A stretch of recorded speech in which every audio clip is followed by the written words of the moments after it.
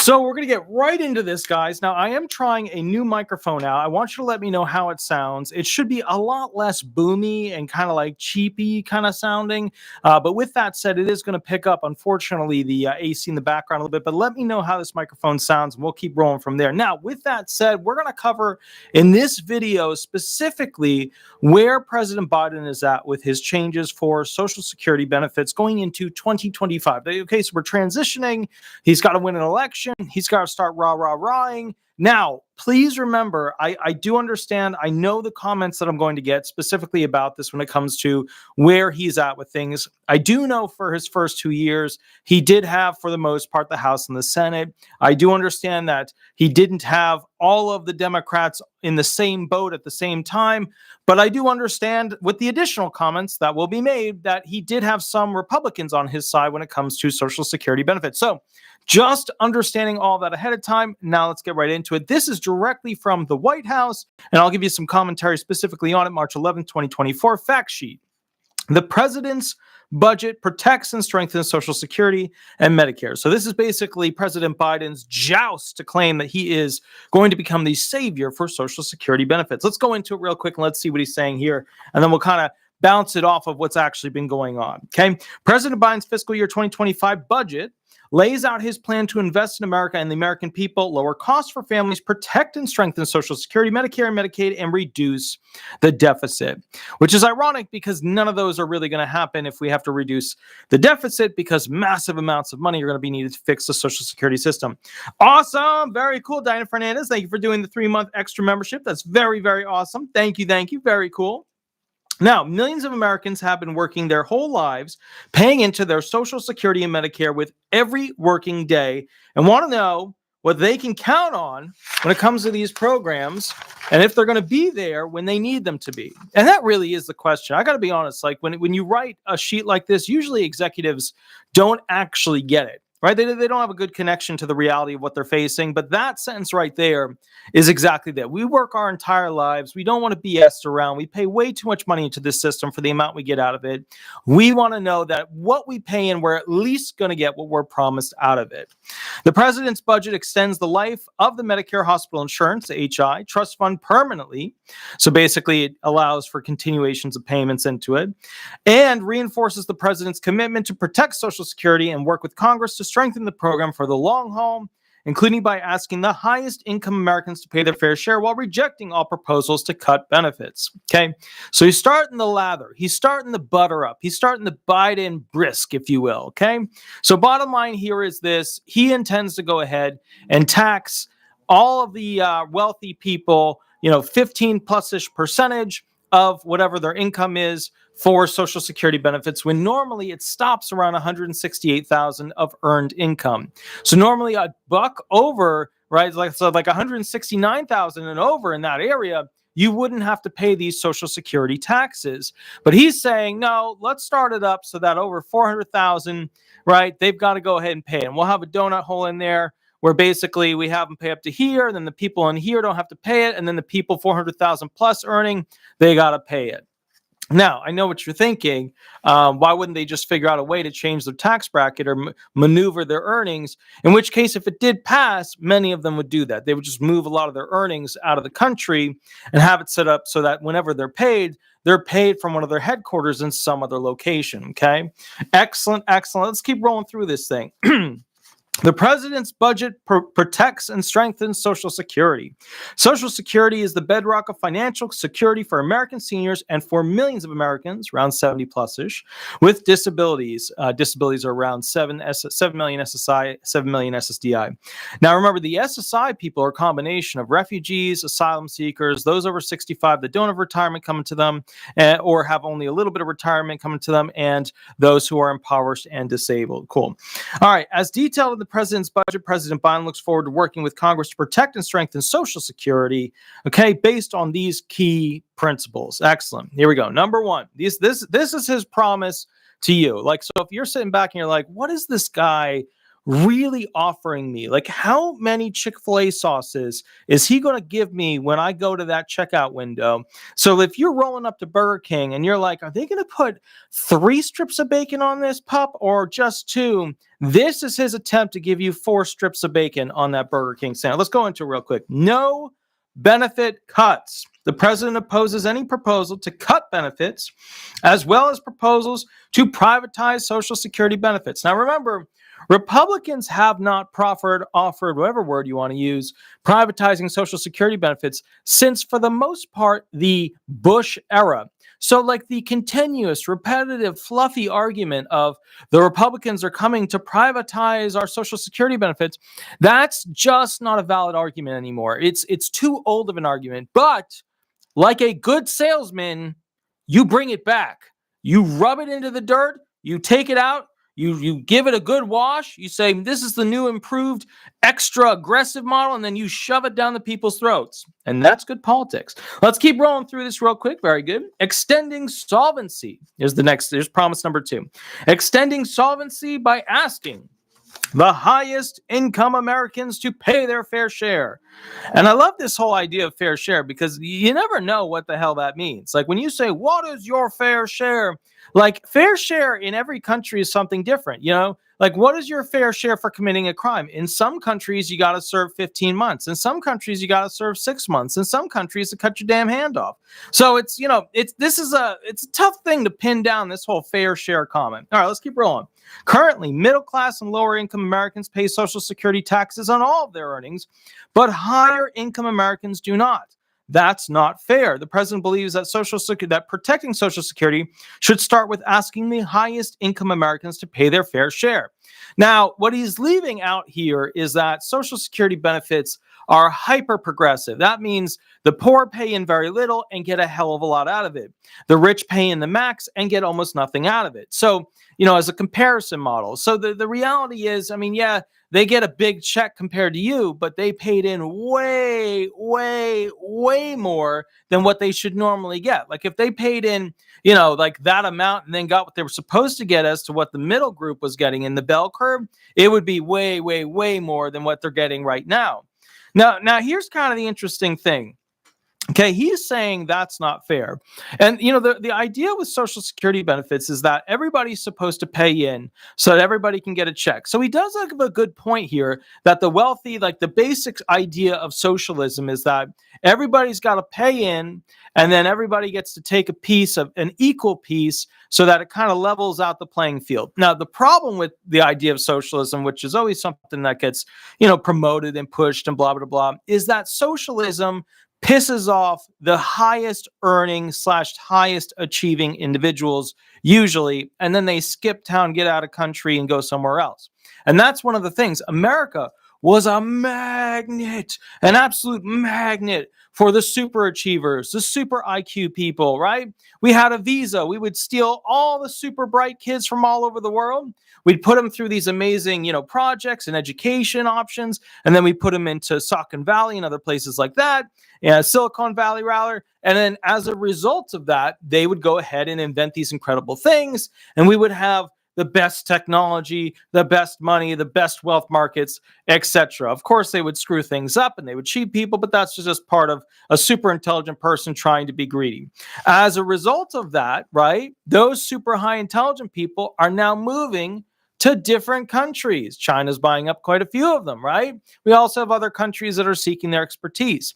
So what's happening is Germany was, for all intents and purposes, during World War II, filled with a lot of my people, Ashkenazi Jews, which are basically German Jews. If you're wondering what we look like, you know, Einstein and this. Just imagine like a big woofle of hair, and that's just on this face, and that's what we are. So the bottom line is this, right? At the end of the day, they had the brightest of the best of the scientists at, of course, you know, their amazing, incredible labs in World War II. If you ever get a chance to look it up, look up World War II fighter jet. They were just miles and miles ahead of where everybody else was. And we're lucky that America was able to get enough scientists from there to go ahead and create the big nuke, which basically ended the war. So the bottom line is, you know, Germany and then America, and now a lot of them are moving to China and other places. So this whole like America having the complete and total, you know, cream of the crop, that's just not how it is anymore. And the reality is, to be fair with this whole thing, if you don't have the cream of the crop, the brightest of the brightest, wanting to make as much money as possible and then make as much money off of the money that they make, then they're going to go elsewhere where they get a better tax rate. So the kicker with this is that, yes, we should be taxing everybody. Yes, we should be taxing a higher amount. But when we do that, we are very likely to lose the cream of the crop when it comes to intelligence and it comes to future innovations. Then, I just want to point out, innovations dictate ability to go into space. Innovations dictate ability to do travel on Earth. Innovations dictate availability of water and food on Earth.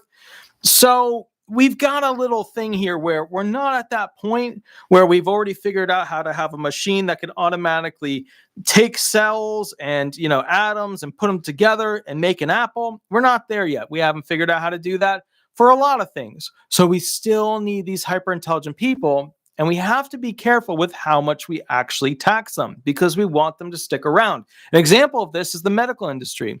As you may have noticed, many of these doctors no longer are happy in the medical industry. They can't make as much when it comes to surgeries. They can't make as much when it comes to doing checkups. They can't make as much when it comes to selling, medicines, etc. And as a result of that, what that means now is a lot of people aren't going to the medical field that are quite bright individuals. So the kicker is we're not going to be seeing the best innovations in this country for medicine in the future. That's just the way it is, right? However, we do know the best innovations are, of course, in Israel for medication. I have some, very wealthy claimants who are basically seeking to get their SSDI benefits due to an issue. First thing they do is get on a jet. They get to Israel. They get treated. They're there for 2 months. They come back, and magically things that can't be cured here, they come back and they're cured. So it's just a different world, okay? Now, with that said, let's go through this real quick. Improving financial security for seniors and people with disabilities. So at this point, he's talking to SSI disabled people, retired people, and SSDI people, and DAC people. Okay. The president supports efforts to improve Social Security benefits as well as supplemental security income benefits for seniors and people with disabilities, especially for those who face the greatest challenges making ends meet. Let's be fair. He's pushing an agenda for SSI because of the asylum seeker / the refugee program. And we're about to have more Haitians coming into this country. The more, the merrier, of course. But the bottom line is that we're paying a lot of taxes to people to give them SSI benefits that we have a tough time even getting our citizens onto SSI disability benefits. So there's a little bit of a wiggle issue here, a loose end, if you will. Now, with that said, I think we can all agree that at the end of the day, the retired, the disabled, those who are on SSI, they're all these special classes of individuals who need protection.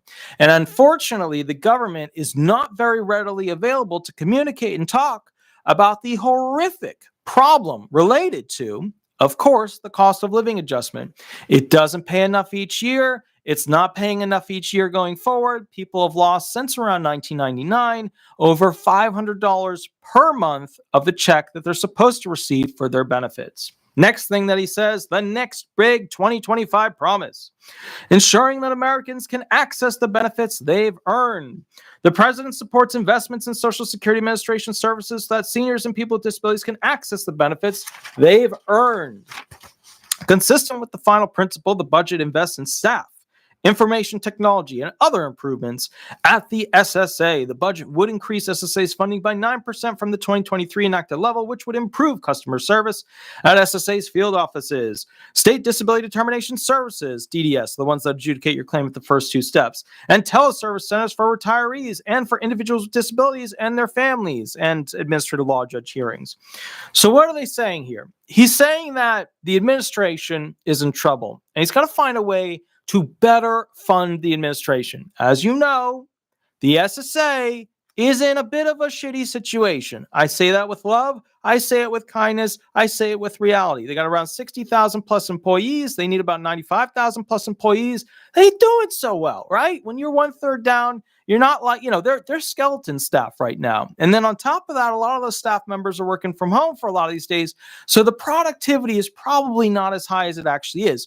But you know who's going to tell us how the productivity is? Commissioner Martin O'Malley, because he is going to create a system to measure productivity of the employees of the SSA, which means we're going to know real quick who gets to keep their job, who gets to lose their job, and who's going to go through re-education to go ahead and learn their job better. So that's important. Now, with that said, to be fair, the SSA needs more employees right now. Getting tough on them is going to screw up morale, and their morale is already very, very low. So the problem is, how do you go ahead and make the team better without pushing them to achieve more?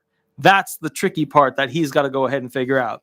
Next big 2025 promise: the president's budget protects and strengthens Medicare. The president's budget extends the life of the Medicare HI Trust Fund indefinitely.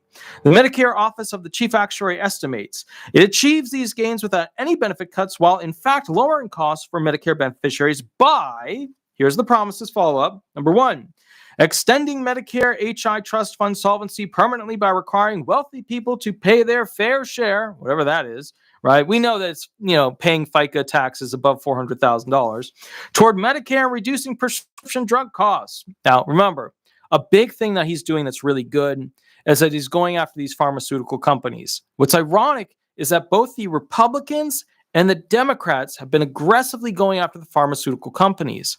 Now, the Republicans have done a good job, and they have new billionaires that are coming into the market to sell these drugs even cheaper, which is good, and that's usually how Republicans fix things. They kind of make capitalism work better for the people, whereas the Democrats come in and find a way to tax things more, use that tax money to then put, pressure on the actual marketplace to see if it can legally make it fear the government and then begin the process of reducing those overall benefits. So the Republicans tend to do, we're going to create competition. You're going to be scared and, you have to fight to get your money. And this is capitalism. So everybody's competing. So that's the Republican model. The Democrat model is we're going to tax you more. We're going to take more of your money. We're going to file more grievances against you. We're going to come after you. You better start reducing prices until we're happy, or else you're going to end up in court and you're going to be sitting sitting basically on the other side of the aisle from a federal prosecutor. That's the Democrat method of doing it. So, Matt, thank you for the $2 donation. That's absolutely awesome. Hi. So Matt said, hi, can someone hire you from other states with Florida? Yeah, I work with people in every single state, in every single possession, like, Puerto Rico, U.S. Virgin Islands. I even work with people all the way in like Taiwan, South Korea, all that. We have clients almost everywhere at this point. We don't have clients in some places because we just don't have any clients in Afghanistan. I got to tell you right off the bat, it's just we haven't made it that far yet. It's a goal, but not a big goal. We're not really pushing it. All right, so here we go. Next one. Okay. The budget extends HI Trust Fund solvency indefinitely by modestly increasing the Medicare tax rate on incomes above $400,000, closing loopholes. Now, remember how he said, we will not increase. We will not. Hold on, let me just adjust this a little. We will not increase the cost of benefits, right? Remember that at the very beginning of this? Remember that? We're about to break that. So the first promise we make, we are now breaking it. Here we go. So we are going to modestly increase the Medicare tax rate on incomes above $400,000, closing loopholes in existing Medicare taxes and directing revenue from the net investment income tax into the HI Trust Fund as was originally intended. Current law lets certain wealthy business owners avoid Medicare taxes on some of the profits they get from pass-through businesses. The budget closes this loophole and raises Medicare tax rates on earned and unearned income from 3.8% to 5% for those with incomes over $400,000. In addition, the budget directs an amount equivalent to the savings from its proposed Medicare drug reforms into the HI Trust Fund. Look, they're not bad ideas. But how do you convince the people that give you money for re-election that you're going to stomp on their neck and charge them a shitload more of taxes that they didn't have to pay until you came along? Like, make that make sense for me, how you're going to actually get away with that. Because remember, at the end of the day, no matter who's got the big bucks that's giving you the big money, okay, whether it's this store owner or Soros or whatever, no matter what, at the end of the day, no matter what, those people that make big money, they expect to keep it. And the way they keep it is by assisting super PACs. That's it. All right, here we go. Next big promise for the Medicare situation: lowering out-of-pocket costs and payments to big pharma. we obviously have a problem with paying for medication because we pay as a country significantly more for it than pretty much every other country out there. So we got screwed in the deal. And now they're finally starting to get on the bandwagon to fix this. Inflation Reduction Act gave Medicare the authority for the first time to negotiate prices for high-cost drugs in order to lower costs for seniors and people with disabilities. Medicare has already begun negotiating for lower prices on drugs to treat everything from diabetes to Crohn's disease, arthritis, heart disease, cancer, and more. The president's budget would build on this. Progress by giving Medicare additional authority to negotiate down prices for more drugs and start negotiating prices sooner after drugs launch, which would not only save billions of dollars annually for the federal government, but would also save billions of dollars in out-of-pocket costs for consumers each year. And he's not wrong, right? When they come out with these new medications, they're like $100,000, $50,000 per pill. $50,000 per pill? That is shenanigans. And I get that there's a lot of cost in making this, right? And there shouldn't be that much. They have CRISPR; they can drag and drop DNA at this point, right? They can see molecules. They have the tech now.